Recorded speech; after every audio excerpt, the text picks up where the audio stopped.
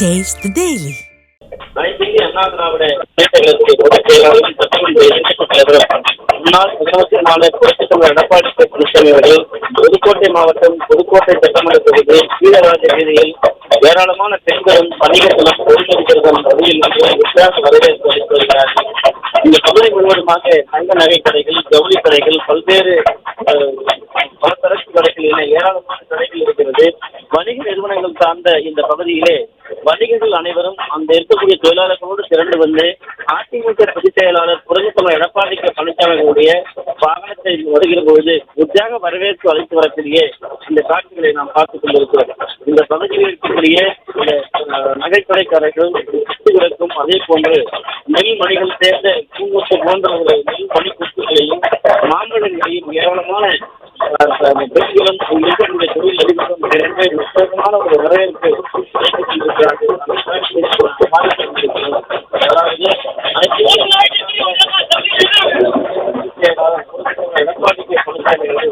மக்களை காப்போம் என்கிற இந்த நிறுவனத்தை பயன்படுத்தக்கூடிய மிகப்பெரிய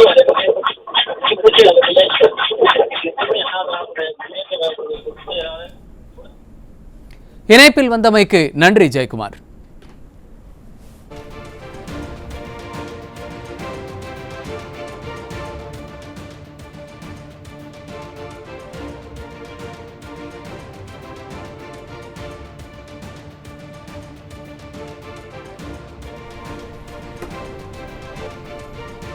மக்களை காப்போம், தமிழகத்தை மீட்போம் எனும் எழுச்சி பயணத்தில் புதுக்கோட்டை மாவட்டத்தில் புரட்சித் தமிழர் எடப்பாடி பழனிசாமி சூறாவளி பிரச்சாரம் மேற்கொண்டு வருகிறார். அதன் ஒரு பகுதியாக கீழராஜ வீதி பகுதியில் பொதுச் செயலாளருக்கு அப்பகுதி மக்கள் மற்றும் வியாபாரிகள் எல்லாம் உற்சாகமாக வரவேற்பு அளிக்கக்கூடிய காட்சிகளை நாம் பார்த்து வருகிறோம்.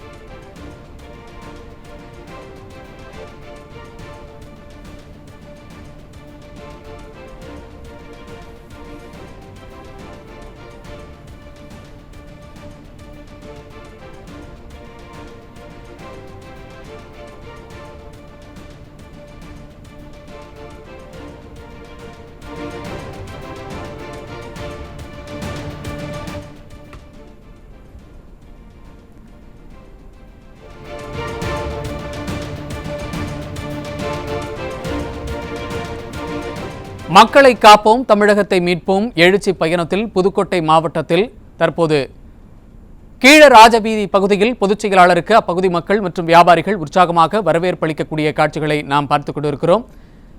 இது தொடர்பான விவரங்களை வழங்குவதற்காக நமது தலைமை செய்தியாளர் ஜெயக்குமார் மீண்டும் இணைப்பில் இணைகிறார். ஜெயக்குமார், வணக்கம். விவரங்கள். வணக்கம் செய்து அனைத்து இந்திய அண்ணா திராவிட முன்னேற்ற கழகத்துடைய பொதுச் செயலாளரும் சட்டமன்ற எதிர்க்கட்சி தலைவரும் முன்னாள் முதலமைச்சருமான புரட்சித் தமிழர் எடப்பாடி பழனிசாமி அவர்கள் இன்றைக்கு புதுக்கோட்டை மாவட்டத்திலே புதுக்கோட்டை சட்டமன்ற தொகுதி, திருமயம் சட்டமன்ற தொகுதி, விராலிமலை சட்டமன்ற தொகுதியிலே தனது எழுச்சி பயணத்தை மேற்கொண்டிருக்கிறார்கள். முதலாவதாக புதுக்கோட்டை சட்டமன்ற தொகுதியிலே அண்ணா சிலை அருகே திரண்டிருந்த பல்லாயிரக்கணக்கான மக்கள் மத்தியிலே எழுச்சி உரை ஆற்றினார்கள். திமுக அரசு மக்களை இன்றைக்கு எப்படியெல்லாம் வஞ்சித்திருக்கிறது, மாணவர்களை எப்படியெல்லாம் வஞ்சித்திருக்கிறது, குடிமராமத்து பணிகள் மேற்கொள்ளாமல் எப்படியெல்லாம் இந்த அரசு துரோகம் இழைத்திருக்கிறது, அதே போன்று தொழிலாளர்களுக்கு, விவசாயிகளுக்கு, நெசவாளர்களுக்கு எப்படி பல்வேறு நெருக்கடிகளை இந்த அரசு கொடுத்திருக்கிறது என்பதை விவரமாக பேசியிருந்தார்கள்.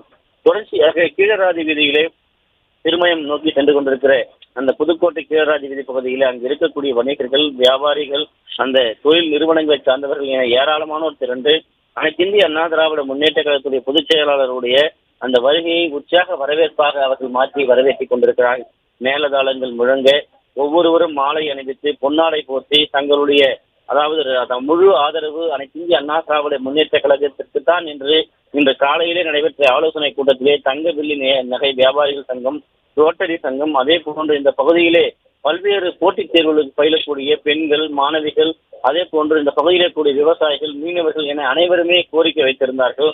தற்போது அந்த கடை வீதியிலே கடை வைத்திருக்கக்கூடிய அந்த வியாபாரிகள் அனைவருமே திறந்து நெல் மணிகளை கோர்த்து பூங்கொத்தை போன்று விவசாயிகளுடைய பாதுகாவலனாக நீங்கள் இருக்கிறீர்கள் என்பதை அடையாளப்படுத்துவதற்காக அந்த நெல்மணிகள் கொத்தை அவர்கள் கொடுத்துக் கொண்டிருக்கிறார்கள். ஏராளமான பெண்கள் தங்களுடைய நிலத்திலே விளைந்த மாங்கனிகளை கொண்டு வந்து அவர்களுக்கு கொடுத்திருக்கிறார்கள். குத்து விளக்கு கொடுத்து உற்சாகமாக வரவேற்பு அளித்துக் கொண்டிருக்கிறார்கள்.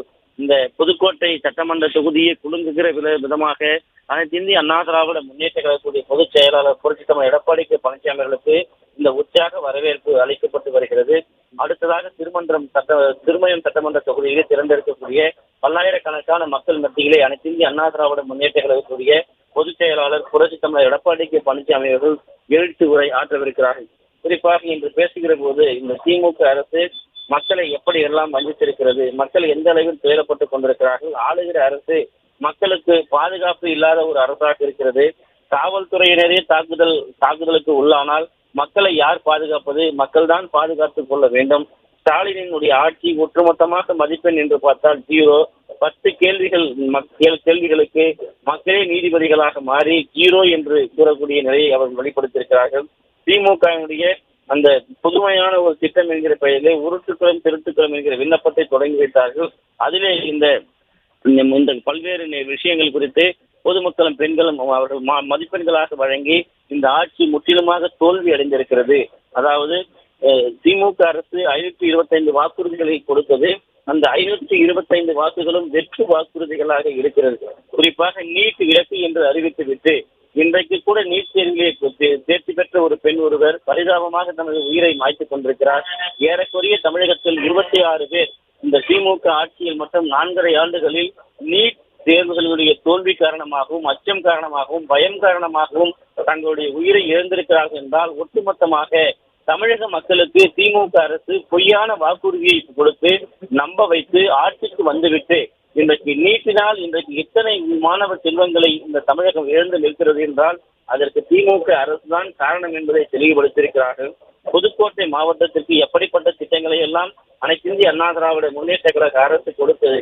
ஆனால் திமுக அரசு அவற்றை எப்படியெல்லாம் அரசியல் காழ்ப்புணர்ச்சியோடு இன்றைக்கு நிறுத்தி வைத்திருக்கிறது.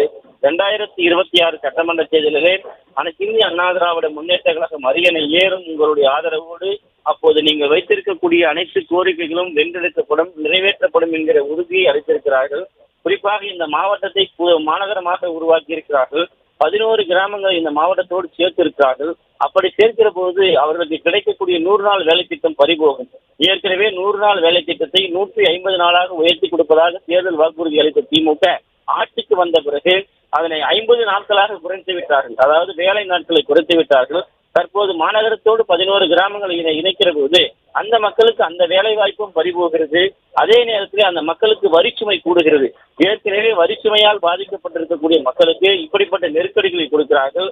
கிராமங்களிலே ஒருவர் கடையோ வீடியோ கட்டினால் அவருக்கு உரிய வரியை செலுத்தவில்லை என்றால் அந்த கடைக்கு சீல் வைப்போம் என்பது ஏழை எளிய அடித்தட்டு மக்களுடைய வயிற்றில் அடிக்கக்கூடிய விஷயமாக இருக்கிறது. இது இப்படிப்பட்ட ஒரு ஆட்சி தமிழகத்திற்கு தேவையா என்பதை மக்கள் உணர்ந்து பார்க்க வேண்டும் என்கிற வேதனையை அதிமுக பொதுச் செயலாளர் புரட்சித் தலைவர் எடப்பாடி கே பழனிசாமி வைத்திருக்கிறார். இதே பகுதியில் செழிப்பாக இருக்க காவிரி குண்டாறு திட்டத்திற்கு 14,400 கோடி ரூபாய் திட்டத்திலே மதிப்பீடு செய்யப்பட்டு அறிவிக்கப்பட்டு முதல் கட்டமாக 700 கோடி நிதி ஒதுக்கீடு தொடங்கி அதிமுக பொதுச் செயலாளர் புரட்சித் தலைவர் எடப்பாடி கே பழனிசாமி தொடங்கி வைத்த ஒரு திட்டத்தை அரசியல் காழ்ப்புணர்ச்சியோடு கிடப்பில் போட்டிருக்கிறார்கள். இப்படிப்பட்ட ஒரு ஆட்சியை அகற்ற வேண்டும். 2026 அந்த திட்டம் நிறைவேற்றப்படுகிற போது கண்மாய்கள், ஏரிகள், குளங்கள் தூர்வாரப்படும், விவசாயம் செழிப்படையும், விவசாய குடிமக்கள் செழிப்படைவார்கள், இங்கே வேளாண் பொருட்கள் உற்பத்தி அதிகரிக்கும் என்பதை இன்றைக்கு பேசியிருக்கிறார்கள். இந்த பூமி பொன்விளையும் பூமியாக மாறி இருக்கும். அந்த அரசியல் காழ்ப்புணர்ச்சியோடு ஏழை வழிய விவசாய மக்கள் பிழைத்திருப்பார்கள். அவர்களுடைய வயிற்றிலே இந்த அரசு அளித்திருக்கிறது. 2026 உங்கள் மூலமாக அந்த திட்டம் நிறைவேற்றப்படும் என்று அதிமுக பொதுச் செயலாளர் அவர்கள் தெரிவித்திருக்கிறார்கள். குறிப்பாக 10 நாட்களுக்கு ஒரு முறைதான் குடிநீர் வருவதாக இந்த புதுக்கோட்டை மாநகர மக்கள் வேதனையோடு தெரிவித்திருக்கிறார்கள். அந்த திட்டங்களை எல்லாம் நிறைவேற்றி இருந்தால் இப்படிப்பட்ட வேதனைக்கு ஆட்பட்டு இருக்க மாட்டோம் என்பதையும் அவர் தெளிவுபடுத்தியிருக்கிறார். குடிநீர் தட்டுப்பாடு இல்லாமல் குடிநீர் வழங்கப்படுவதற்கு ஏற்பாடு செய்யப்படும். 2026 அது நடந்தே தீரும் என்பதையும் தெரிவித்திருக்கிறார். புதுக்கோட்டை மாவட்டத்திலே மருத்துவக் கல்லூரி, மருத்துவமனை துவங்கப்பட்டு இங்கு ஏழை எளிய மக்களுக்கு தேவையான அனைத்து சிகிச்சைகளும் கொடுக்கப்பட்டிருக்கிறது. பல் மருத்துவமனை தொடங்கப்பட்டிருக்கிறது. அரசியல் காழ்ப்புணர்ச்சியோடு இந்த மருத்துவமனை இன்றைக்கு முறையாக செயல்படுத்தப்படவில்லை. ஏற்கனவே அதாவது வீடியோ கான்பரன்சிங் மூலமாக நேரில் சென்று ஸ்டாலினால் திறக்கப்பட்ட பல மருத்துவமனைகள் வெறும் ஸ்டிக்கர் ஒட்டப்பட்டு இருக்கிறது. மருத்துவர்கள் இல்லை, நோயாளிகளுக்கு அங்கு படுக்கை அறைகள் இல்லை, செவிலியர்கள் இல்லை, மருந்துகள் இல்லை, உரிய மருத்துவமனையிலே அந்த மருத்துவ கருவிகள் இல்லை. இப்படி ஏராளமான நெருக்கடிகளோடு இன்றைக்கு சுகாதாரத்துறை சிக்கி தவிப்பதையும் அவர் நினைவு கூர்ந்திருக்கிறார். இந்த மாவட்டத்தில் இருக்கக்கூடிய ஒரு அமைச்சர் எப்படிப்பட்ட கீழ்த்தரமான செயல்கள் எல்லாம் இன்றைக்கு அங்கே சென்று செய்து கொண்டிருக்கிறார் என்பதை அவர் வேதனையோடு பதிவு செய்திருக்கிறார். இவற்றிற்கு எல்லாம் முடிவு கட்டப்படும் என்பதை அதிமுக பொதுச் செயலாளர் புரட்சித் தமிழர் எடப்பாடி கே பழனிசாமி தெரிவித்திருப்பது குறிப்பிடத்தக்கது.